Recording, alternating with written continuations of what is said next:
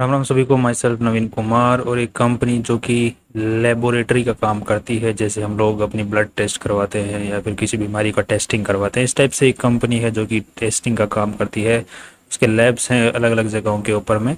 ऐसी एक कंपनी है जिसका नाम है क्लिनिटेक। ये कंपनी स्टॉक मार्केट से पैसे उठाने वाली है, लगभग 5 करोड़ 78 लाख रुपए, और कंपनी अपनी खुद की पूरी वैल्यू लगा रही है 21 करोड़ 91 लाख रुपए। सो यहाँ पर इस कंपनी के बारे में हम समझने की कोशिश करेंगे इस वीडियो के अंदर में। सो एनालिसिस करने की कोशिश करेंगे, और ये सो लिमिटेड एनालिसिस है, इसके बेसिस के ऊपर में एक प्रिडिक्शन करने की भी कोशिश यहाँ पर करने एक हम लोग ट्राई करेंगे, और कंपैरिजन भी करने की कोशिश करेंगे जो कंपनियाँ इस स्टॉक मार्केट में इसी लेवल का काम करती हैं उनके साथ में। सो अगर बेसिक डिटेल्स की बात करते हैं आईपीओ की, तो कंपनी 25 जुलाई से 29 जुलाई के बीच में कंपनी का आईपीओ खुलने वाला है। 96 का एक फिक्स्ड प्राइस सेट किया है। एक ध्यान एक थोड़ा सा एजुकेशन के लिए यहाँ पे कट एक होता है फिक्स प्राइस, और एक होता है हम लोग कई बार देखते हैं जो एक रेंज प्राइस दिया जाता है हम लोग को, जैसे 96 टू 100 रुपीज़ के बीच में।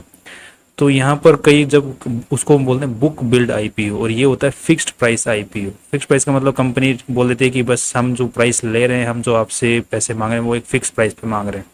बुक बिल्ड आईपीओ के अंदर में कंपनी जो होती है वो श्योर नहीं होती कि हमें किस प्राइस के ऊपर में आईपीओ का देना है, शेयर्स देने हैं लोगों को आईपीओ के अंदर में। तो वहाँ पर वो एक रेंज दे देती है कि इस रेंज के बीच में अप्लाई किया कर सकते हैं लोग।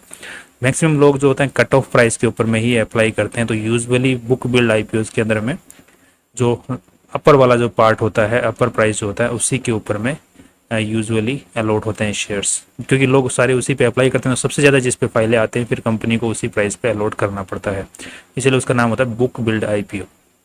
नेक्स्ट अगर देख लेते हैं बेसिक डिटेल, तो यहाँ पर कंपनी ने 1200 का लॉट साइज रखा है, और 1,15,200 रुपये का आपको एक लॉट के साथ में एक आईपीओ फाइल लगाने के लिए ज़रूरत पड़ने वाली है। कंपनी जो है लिस्ट होने वाली है बीएससी के ऊपर में। एसएमई सेगमेंट जो होता है बीएससी वाला, उसके ऊपर में लिस्ट होने वाली है, और लगभग 1 अगस्त को कंपनी का जो स्टॉक है वो स्टॉक मार्केट में लिस्ट हो जाएगा, 1 अगस्त को 10 बजे। नेक्स्ट अगर देख लेते हैं कंपनी आज के दिन किस तरीके से काम। 1990 में खुली हुई कंपनी है, ओपन हो गया था उसी वक्त। उसके बाद में अच्छे खासे आज के दिन इनके जो थाना है नेवी मुंबई है, मतलब महाराष्ट्र के अंदर में इसके अच्छे खासे आज के दिन वो लैब्स हैं, लेबोरेटरीज हैं, टेस्टिंग सेंटर्स हैं। नेक्स्ट अगर देखते हैं कंपनी अब तक कमाई किस तरीके से कर रही है, तो यहाँ पर जो रेवेन्यू है वो कुछ ज़्यादा कुछ खास यहाँ पर नहीं है। हर साल 2021 में 4.5 करोड़ था, फिर 6.5 हुआ, फिर थोड़ा घटा, और फिर वापस इस साल थोड़ा सा वापस बढ़ा है। बट एक एक काइंड ऑफ लाइन में चल रहा है, एक fixed kind of revenue company का बन रहा है यहाँ पर। प्रॉफिट आफ्टर टैक्स भी कंपनी का ठीक ठाक घटता ही जा रहा है, बिकॉज हर साल जो है खर्चा तो बढ़ता ही रहता है। अगर आप एक fix amount of revenue generate करोगे तो आपका जो नेट प्रॉफिट पीछे बचेगा हर साल वो कम होता चला जाएगा। क्यों होता जाएगा? क्योंकि आपके जो खर्चे होंगे वो हर साल बढ़ रहे हैं, और आपकी कमाई जो हो रही है, आपकी जो सेल हो रही है वो बढ़ नहीं रही है खर्चों के हिसाब से। इसलिए आपका जो प्रॉफिट आफ्टर टैक्स होगा वो टाइम के साथ में घटेगा। तो वही यहाँ पर देखने को मिल रहा है। पिछले एक साल तक तो अच्छा खासा मेंटेन किया, बट इस साल इन्होंने अच्छे खासा तरीके से डिक्रीज देखने के लिए मिल रहा है। अगर हम नेटवर्थ की बात करें तो 3.5 करोड़ के आसपास में कंपनी की नेटवर्थ है। नेक्स्ट अगर देखते हैं कंपनी पैसे क्यों उठाना चाह रही है स्टॉक मार्केट से, इतनी पुरानी कंपनी होने के बाद में तो इनके पास में अच्छा खासा अब तक फैल जाना चाहिए था बिजनेस। 1990 की कंपनी है, तो यहाँ पर अभी कंपनी बोली कि हमें और एक्सपेंशन करना है डायग्नोस्टिक सेंटर्स खोलने के लिए, उसके लिए हमें पैसों की ज़रूरत है। मेरे को बहुत ही बेकार ये लगता है कि और कुछ भी ऑप्शन नहीं है बोलने के लिए तो यही बोल दो।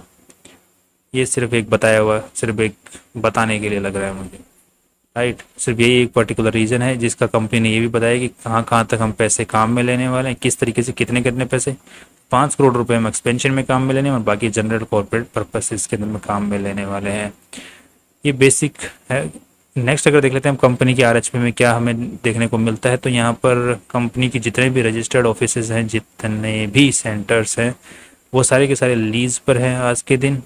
कुछ खास उनका लीज टर्म भी नहीं है, कोई लॉन्ग टर्म लीज टर्म भी नहीं है। जैसे होता है कि ये हमारा सेंटर है, ये हमने लीज पर ले रखा है, आज से 10 साल के लिए लीज पर ले रखा है, 20 साल के लिए लीज पर ले रखा है। इस टाइप से भी लॉन्ग टर्म भी यहाँ पर देखने को नहीं मिल रहा है। और सारे के सारे लीज पर है, ओन्ड एक भी चीज़ कंपनी द्वारा नहीं है। कंपनी के ऊपर में आज के दिन कोई क्रिमिनल केसेस वगैरह है नहीं। दो टैक्स रिलेटेड केसेस चल रहे हैं। एक के अंदर में 2,82,000 रुपये का इतना नुकसान हो सकता है अगर कंपनी ये टैक्स देना पड़ सकता है। तो कंपनी का जो मेनली बिजनेस आ रहा है वो आज के दिन जो आ रहा है वो B2C से आ रहा है, डायरेक्ट कस्टमर जो लेबोरेटरीज के अंदर में टेस्टिंग सेंटर्स पे आता है, टेस्ट करवाता है और जाता है। और जो बाकी B2B पे लेवल पे भी होता है कि कोई हॉस्पिटल वाले हैं वो कस्टमर को बेचते हैं इसके पास में यहाँ पर, और वो लैब फिर हॉस्पिटल को बेचता है कंपनी, ये वाली पर्टिकुलर कंपनी है। और आज से अगर हम 2 साल पहले बात करते हैं तो यही हॉस्पिटल की तरफ से 34% के आसपास में कस्टमर आते थे, मतलब हॉस्पिटल से जो रेवेन्यू आता था वो ज़्यादा आता था आज के मुकाबले।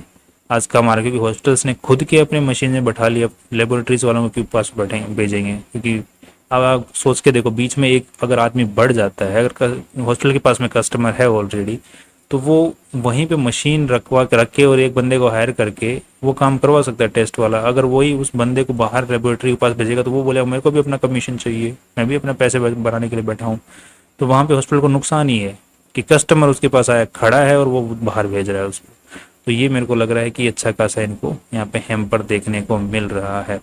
और यही एक बड़ा शिफ्ट हो रहा है जो B2B से B2C में शिफ्ट हो रहा है, राइट। तो क्योंकि अगर हम लोग यहाँ पे देखते हैं तो B2C वाला जो सेगमेंट है वो बढ़ता ही जा रहा है। तो आने वाले टाइम के अंदर में जैसे जैसे ये हॉस्पिटल वाला जो सेगमेंट है ये कम होता चला जाएगा और ये B2C वाला जो सेगमेंट है ये बढ़ता चला जाएगा, क्योंकि कस्टमर जो डायरेक्ट आ रहे होंगे वही कंपनी के पास में ज़्यादा आएंगे, राइट।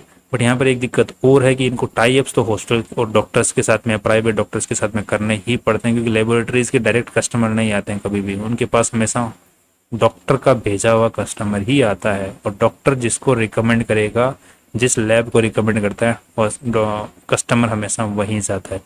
क्योंकि डॉक्टर मना कर देता है कि हम इस लैब की रिपोर्ट को मानते नहीं है, तो इनको टाई अप तो करना ही पड़ेगा, राइट। तो इसी टाइप के टाई अप से मेरे को लग रहा है इनका अच्छा खासा रेवेन्यू बढ़ता ही जा रहा है और फ्यूचर में और बढ़ने की उम्मीदें हैं। जैसे जैसे ये बोल रहे हैं कि IPO के अंदर में पैसों से वो और सेंटर्स खोलने वाले हैं, तो यहाँ पर इनके जो नंबर ऑफ फुटफॉल है वो बढ़ेगा बढ़ेगा, तो फिर इनका रेवेन्यू फ्यूचर में और ज़्यादा ऊपर की तरफ में जा सकता है, देयर आर गुड चांसेस।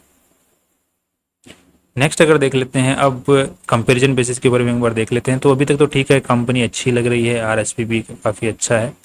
अब थोड़ा सा एक बार कंपेयर करके देख लेते हैं, राइट। और यहाँ पर कुछ ज़्यादा इन्होंने घोल मथोल करने की कोशिश की नहीं, क्योंकि profit after tax normal align के साथ में है, रेवेन्यूज़ भी अलाइंड है, नेटवर्थ भी अलाइंड है, एवरीथिंग इज़ कम्प्लीटली अलाइंड। सो हमें कुछ ज़्यादा यहाँ पे शक करने की भी ज़रूरत यहाँ पे मेरे को दिख नहीं रही है।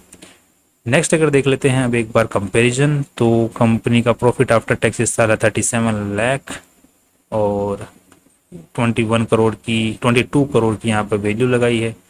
सो इस हिसाब से एक बार देख लेते हैं, 22 डिवाइडेड बाय 0.37, तो यहाँ पे 60 का PE रेशियो निकल के आ रहा है, जिसको अगर हम कंपेयर करते हैं तो इसका 69 का, कृष्णा का 36 का और थायरोकेयर का 47 का। सो कमाई के मामले में कृष्णा डायग्नोस्टिक्स है ये जीत जाती है, ये अच्छी कमाई कर रही है सभी कंपनीज के मुकाबले। दूसरे लेवल के अगर थोड़ा सा एसेट वाइज, अगर नेटवर्थ वाइज वैल्यू कितनी ऊपर लेके आ रही है कंपनी अपनी लगा रही है, तो यहाँ पे 3.5 करोड़ की यहाँ पर वैल्यू है, 6 करोड़ रुपए के आसपास में, 5.5 करोड़ रुपए और मान लो, 3.5 5.5 सो 4 9 9 18 9 23 27, सो 2.4 का PB रेशियो निकल के आता है, जिसको अगर हम यहाँ पे कंपेयर करते हैं, इसका 13 का PB रेशियो, इसका 2.6 का और इसका 6.64 का। तो इस मामले में भी कृष्णा और जो IPO लेके आ रही है क्लाइंटेक, ये दोनों ही कंपनीज का IPO जो वैल्यू लगाई है वो सेम सी ही लगाई है कंपनी वालों ने।